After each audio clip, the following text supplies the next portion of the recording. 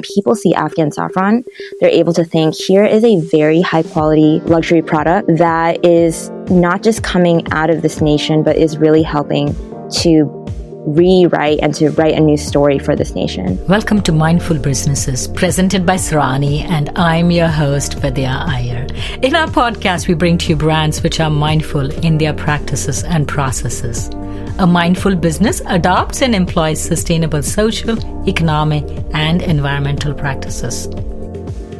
Today, we have with us Sarah Jackson, founder and CEO of Tahmina, tobebrave. We do not use Sarah's real name due to security reasons. Welcome, Sarah. Thank you, Vidya, for having me. Most Americans associate Afghanistan with war, bombings, ISIS, a lack of women's rights. But in fact, Afghanistan has been an important country in the ancient Silk Route, connecting China to the Mediterranean countries. This strategic position and its proximity to Russia has shaped Afghanistan's history. Give us a short history lesson about its rich heritage.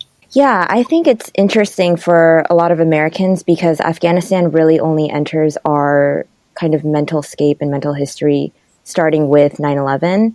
And obviously, before then, there has been a very, very long history. And so Afghanistan, as you shared, used to be a very key area on the Silk Road. And because of its strategic location, it attracted a lot of empires. And it's very interesting about Afghanistan. There's a quote about the country where people say that it is easy to invade, but difficult to conquer. And so you have everybody from Alexander the Great to Genghis Khan to just about every great empire who has come through Afghanistan, tried to conquer the nation, but were unable to do so. And so that really speaks to the strength and the resilience of the Afghan people.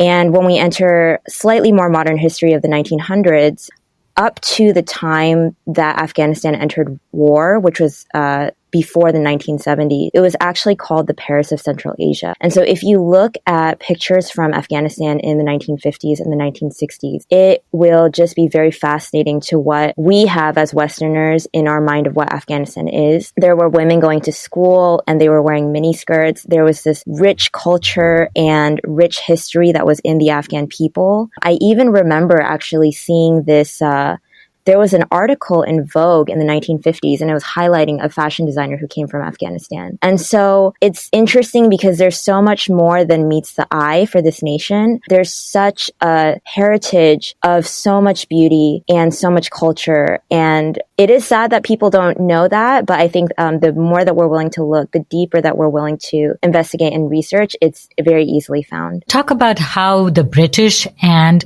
the Russians, their interference changed what we know, what the present situation in Afghanistan is right now. Yeah, so if you look at the past 100 years of the history of Afghanistan, there essentially were kind of three periods of conflict with Western nations. And so the first one started with the British in the early 1900s, and there were a series of Anglo-Afghan wars. Which I must say that the British did not win. Is that correct? Oh, yeah, they did not win. They were kind of chased out through the series of the wars. And 1919 is Afghan independence, and that is actually when they kind of gained independence from the British. And so they were not victorious. Mm-hmm. So when British ruled India, they did not rule Afghanistan? No, they did not. Interesting. And it's interesting because there is slightly this pattern of really big Western powers who were able to conquer the neighboring nations. But once they tried to get into Afghanistan, they failed. And so Britain was a great example of that, the early 1900s. Very similar thing happened with the USSR and the Soviet Union in the 1970s, where they had conquered most of the other Central Asian nations.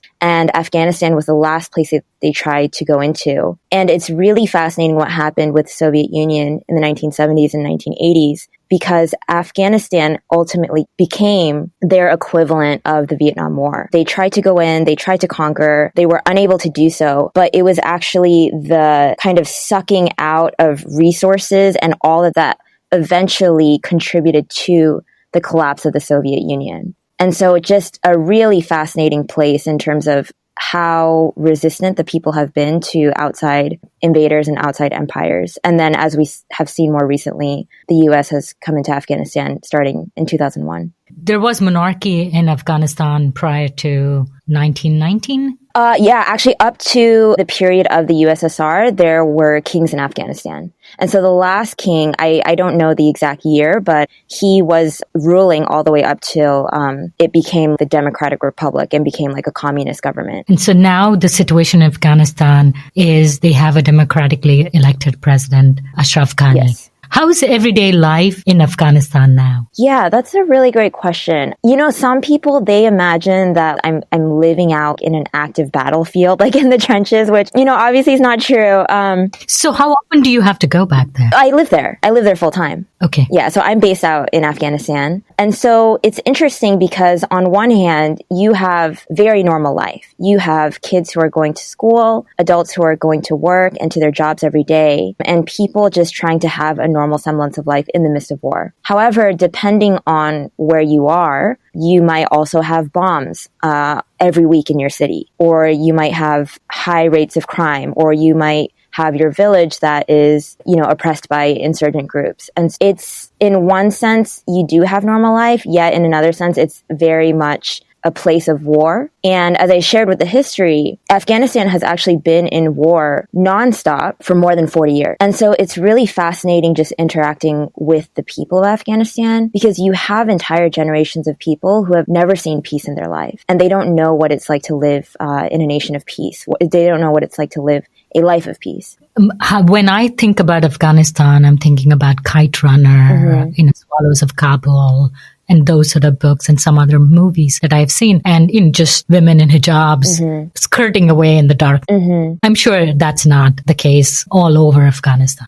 It's definitely not the case all over. And I think what has been encouraging for me personally has been seeing how culture has been shifting among the young people. And so with the younger generation, it's really fascinating. I think this last statistic that I heard is that over 70% of the Afghan population is under the age of 30. Wow. Yeah. And so to give you kind of a frame of reference, I think the average in the US, it's about 30% of the population is under the age of 30 in the US. And so you have a massively young population.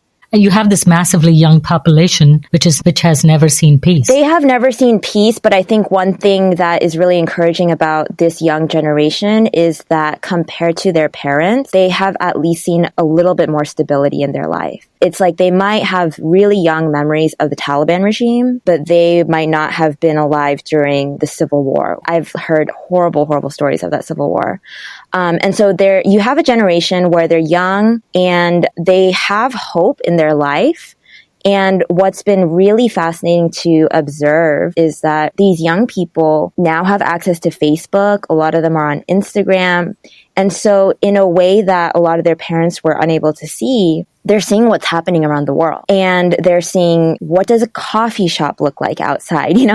What is dating like for people in Western nations? They're seeing a lot of things that were previously unavailable to people in Afghanistan because it was so closed off for a variety of reasons, lack of technology, lack of education. And so because of that, I feel like when I see young people in Afghanistan, it's like I'm seeing a generation where they're almost stuck between the past and the future. It's unique because more than anybody before them, they've been able to see so much of both, and how they're going to lead the future and how they're going to lead the nation. I have a lot of hope for it, and I'm very curious to see what will happen. Now, Vidya, I would understand that you're from India. Is that correct? Yes. And so what is your view of Afghanistan? I think I grew up in the South, so we have a completely different Indian experience than the people who grew up in the North. I always had a warm feeling towards Afghanistan. I'm not sure why. There's a movie called Kabuliwala. Okay. And I saw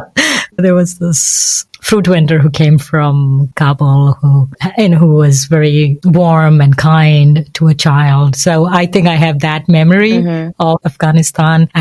But of course, I do remember the time when the Indian plane going to Kathmandu was taken hostage for the release of some extremists which were held in Indian prisons.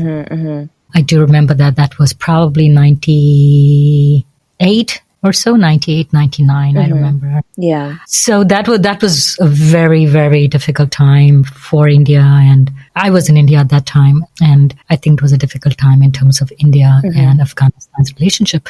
But I do think a lot of Indian businesses are there in Afghanistan. Correct me if I'm wrong. And they are doing a lot of the rebuilding. Yeah. The civil engineering in Afghanistan. Yeah. Is that correct? Yeah. The relationship between Afghanistan and India more recently has been very positive and very close. So you said education has made a difference. What is the literacy rate right now amongst the population under 30 and specifically the women? I don't know those numbers specifically by demographic, but what I can tell you is that the illiteracy rate in Afghanistan, so the rate of people who cannot read or write their own name, is 69%. Even right now? Right now. Which is like, I think as Americans, it's almost like unfathomable that you have almost 70% of your country, they cannot read or write their own name. Right. And, obviously it depends on what city are you in, what province are you in, what part of the country are you in. How are you in an urban area or a rural area in terms of the education levels? But I would say that just what I've observed, and I'm sure that there would be statistics that would kind of correlate with what I'm saying, is that among the young people, that education level is going to be higher. So Sarah, tell me how you started this project. And I want to call it a project because this is not an easy business. It's not like you go to a European country or even Africa for that matter and try to import tea from there. You have to start everything right from the beginning, the logistics, the supply chain, the packaging, so many different steps, gathering it and bringing it to the Western world. How did you start this project? Are your roots in Afghanistan? My roots are actually not in Afghanistan, and I didn't really have any previous connection to the country until I started Tahmina. And so let me share that story with you. When I was in college, I can't even remember the day or time that it was, but all I remember is I was reading my daily news and I read this article about Afghanistan. In the article, it said that more than 90% of the world's heroin comes out of Afghanistan. And I don't know why, but I was just really gripped by the injustice of this war-torn, impoverished nation now supplying a global drug crisis. And I just thought, man, like, this is so not right, and something has to be done about this. And at the time, it was just something interesting happened in that I was actually attending an Ivy League university. And so my friends, they're dreaming about becoming presidents and bankers and neurosurgeons. And I literally started sitting there and I was like, how can I go to Afghanistan and see if I can make a difference with this issue? And so what happened was a few years later, I was sitting in on this social enterprise incubator. I started researching what was being done about the issue since I had heard about it a few years past. And I went on the internet, was doing some research, and I found out that the government was starting to invest in saffron. And so I'm sure, Vidya, for you're very familiar with saffron, correct? Yes. Yeah. So I'm sure you've had it in food, you've used it a lot in India. As we speak, I can smell it. Yeah. So it's so funny because whenever I meet Indians and Persians, I'm just like, you literally breathe in saffron every day. And so for a lot of people among our Western audiences who are unfamiliar with saffron, it's the world's most expensive spice. It's more expensive than gold by weight. And at the time, I was reading that an Afghan farmer could actually earn 6 times more income growing saffron than growing poppy. And the government was investing in saffron. A lot of people were having a lot of hope around saffron, but there were still a couple barriers to the industry. So for example, the farmers were, growing the crop, but because of lack of infrastructure and lack of access to international markets, they were unable to really export it at a high volume. And so there were barriers to the industry, this new industry growing. And I know it sounds so crazy, but in that moment, I just came to the most logical conclusion that every normal human being would. And I thought I should move to Afghanistan and start. Of course. Saffron. Oh my God. And crazy enough, I did. I moved to Afghanistan in 2015. And where the story gets even more unbelievable, I would say, is that when I moved to Afghanistan in 2015, there were actually 3 people who joined me. So my 2 parents and my best friend from college. we all came with this vision of starting Tahmina. So we're a family business. My parents and I, we've been there since 2015. So I've been in Afghanistan for 4.5 years now, just working on Tahmina and working on this project. So what does Tahmina do? What do you sell? We are obviously exporting saffron. And when we did our initial market research, as you shared, business is very risky. Even if you're starting it in a first world nation, let alone to do that in a conflict zone, it's very, very risky. And so the initial stage, we did a lot of market research of, is this a viable business idea? And when we were researching for the US market, people like you who have some level of a background that has familiarity with saffron in your heritage or in your natural cuisine, you know what saffron is. Mm-hmm. But what we found was that there were a lot of Americans who just didn't know what saffron was, let alone how to use it. And so we do have saffron as a spice, but what we kind of pivoted to in terms of our main product line was actually to start blending saffron into different teas. There's a couple of reasons for that. Like I shared, this was just a more accessible product for people to be able to engage and interact with saffron. And then the other really cool thing that we found as we were doing the market research was we discovered that saffron has so many health benefits. Mm-hmm. Have you used saffron before for kind of like natural health or Ayurvedic uses? No, and actually I just wrote down in my notes the next question I wanted to ask you is what are the medicinal properties of saffron? Oh, yeah. And so we found out that saffron has a lot of different health benefits. How nerdy do you want me to get about these medicinal properties? Go for it. Okay. Saffron, a lot of people are also like, what is it? And so if you imagine there's a crocus and there's a purple flower, there's 3 red stigmas that come out of that flower. And that's actually why saffron is so expensive, is that's all that there is to make that spice. So for example, if you want to make 1 gram of saffron, mm-hmm. you need 150 flowers. So it's a very precious spice, full of value in just the way that it's created in the process. It's all done by hand. And within these 3 stigmas, saffron is known for cooking, but if you've noticed when you had rice and it turns things yellow, it's used as a dye for textiles. Mm-hmm. And the chemical that makes the color, the red color in the saffron and turns things that golden yellow color is called crocin. Crocin is a carotenoid. And so if that's going to sound familiar, if you're thinking about carotene in carrots and pumpkin and apricots and, these things that have that red, orange, yellow color. The crocin content in saffron is what is responsible for a lot of the health benefits. It's really rich in antioxidants.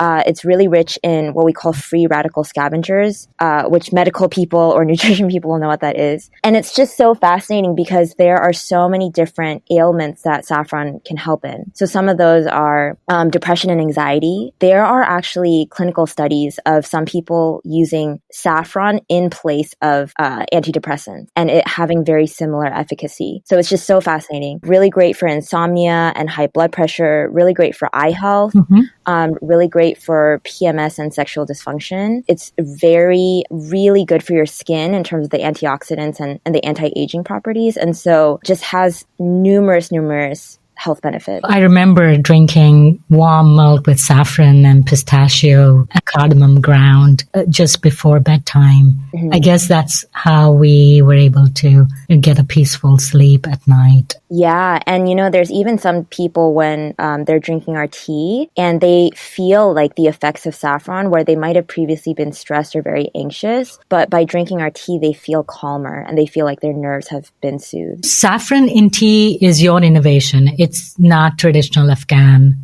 Well, it is actually, I wouldn't call it my innovation. It definitely is in the kind of Persian and the wider Central Asian tradition. And so in Afghanistan, if you walk into a home and for example, they might be very wealthy and it's even like an expression of status. Right. Or it might be a very special holiday. Or they might consider that you are a very prized guest. Mm-hmm. Many times in that home, they will actually serve you saffron tea. And so even there, it's just an amazing expression of hospitality. Mm-hmm. I feel like even like what we were speaking about, the history of like the royalty and the rich culture, there's a gesture to that as well. And so there's so much like special meaning, I feel, behind this saffron tea. That's fascinating to learn because I know the use of saffron in, of course, the milk, the desserts, and the pilav and some vegetable dishes. So where else is saffron grown? I know it's Mancha saffron in Spain. And what kind of conditions are conducive for the growth of saffron? Saffron is kind of naturally grown in the Mediterranean belt. So if you can imagine as far as kind of like Kashmir and northern India, and then you move westward over to Spain. And so within, in the middle of that, there's Afghanistan, there's Iran, you have Turkey, Morocco, and Greece who also grow saffron. There are other parts of the world that actually grow saffron. So saffron has been grown in the United States. Very interesting fact is that one of the kind of last major communities to grow saffron in a significant quantity was actually the Amish community in Lancaster County, Pennsylvania. If you go to Lancaster, you actually have like Amish and Mennonite people who have egg noodle recipes and chicken recipes that use saffron. I've seen people in the US who also do grow it just not commercially, but just for personal use. So you can actually grow it in your backyard. You can grow it in your home. And the other thing that's just so fascinating about saffron that I do feel like it makes it so meaningful to Afghanistan is that the harsher the environment, the better saffron grows. It actually thrives in very dry climate. It's interesting because we, visit the harvest, and that usually happens in October, November in Afghanistan. And what the farmers told me is that you actually need the climate to be a little bit cold in the fall. And once that temperature drops, the flower starts to bloom. And so it's fascinating because I think, when we think about Afghanistan, war-torn nation, so much has just happened to the land and the atmosphere. Yet in the midst of that, this beautiful and precious flower has been able to thrive.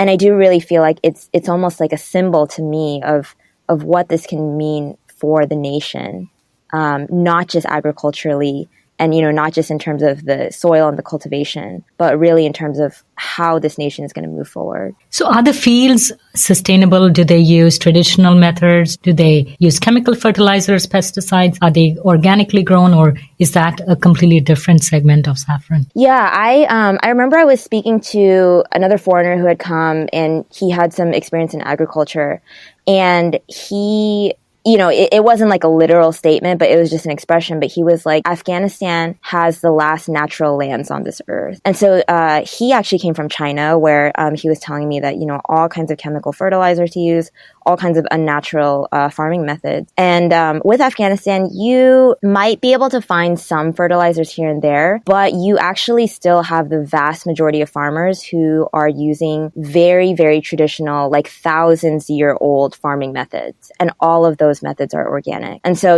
obviously I've seen the saffron fields, I've seen the flowers, they're all organic. So were you able to convince the farmers to switch from growing poppy to saffron, or were they already farmers who were growing saffron and you gave them access to international markets? We are not right now in the business of trying to go out and convince poppy farmers to switch to saffron. There are a number of reasons for that. And just one, maybe just the danger of having to go into those areas. Exactly. So that's the biggest factor is you have a lot of these places where it might be Taliban territory or, it might be under ISIS control. And so as a business, it's just not the most sustainable model at this point to be like going into those areas and asking these farmers to switch. However, one very fascinating case study is the province of Herat, which is where more than 90% of Afghanistan's saffron is grown. Several years ago, they actually used to be a major poppy producing province. And after the introduction of saffron, it is almost impossible to find poppy grown in that province anymore. We source our saffron from there. And so there are definitely farmers who have previously switched from poppy. But what we're trying to focus on is there are farmers who are growing the saffron. They're growing a very high quality product. They don't have the access to the markets. And so how can we be that bridge? And so that's kind of more of our value proposition right now as a business versus, a little bit of the riskier and kind of more dangerous model of going to the poppy farmers. Is there a difference in the saffron grown in Afghanistan, in Kashmir, in Spain? Is there a difference in the flavor it offers? So, obviously, depending on where it comes from, there's going to be a slight variation. What is really cool about Afghan saffron is that it has actually been rated the world's best saffron for the past 8 consecutive years. And so I think a lot of people, they might think of, a social enterprise in Afghanistan that it's like kind of like a charity project, but we actually have this very high quality luxury product. I just so, believe kind of in the story of Afghanistan and what it can offer to the world in terms of it's not just like, this nonprofit or like charity project that we're doing, but it really is a very high quality product that has a lot to offer. I must confess, I've never had Afghan saffron. I've only always purchased Spanish mancha saffron. I think even if it's like somebody's an amateur, just by looking at the color, you can definitely tell the quality difference. So the darker, richer color. Mm-hmm. The more dark and kind of red a saffron is, the better its quality. And like I shared before about the crocin and how that's responsible for the color, the more dark and red you see a saffron, then you know that it has a higher crocin content. And so therefore, you're going to have higher health benefits, all those things involved with the crocin. Yeah, I've never seen Afghan saffron in India. That's kind of interesting that there is this treasure right next to India and was never exposed to it. Yeah, I mean, I think more recently, India has been exporting more of Afghan saffron. Rather, importing more of Afghan saffron. Mm-hmm, mm-hmm. So it's been coming in more recently. So from your description of Afghanistan, you've created this image which actually wants me to go visit these fields of purple lavender crocuses.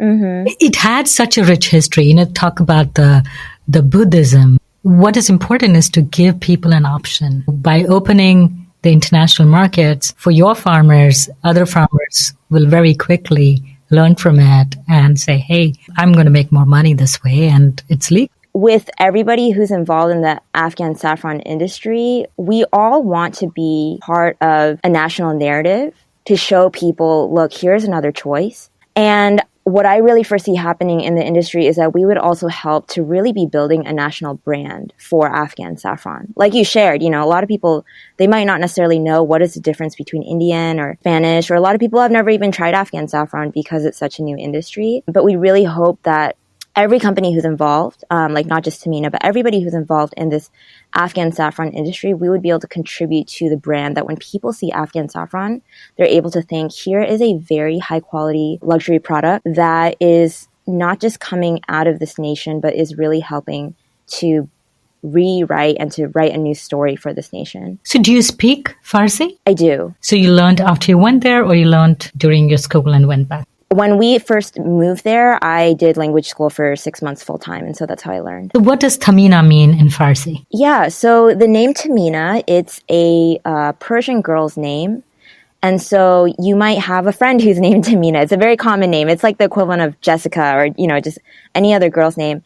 And it's really fascinating because the name itself means brave. There's a little story behind this name is that when we first chose Tahmina, I didn't know that it meant brave. I thought it meant something else because I think I was looking at this like American Baby Dictionary or something. And after I learned to read and write Persian, I actually hopped on the internet and I decided I would do kind of one more deeper dive into this name. And then I found out that the root of Tahmina, which is Tahm, T-A-H-M, it actually means strong or brave. And when I found that out, I just thought, wow, like this is such a meaningful name for us to have.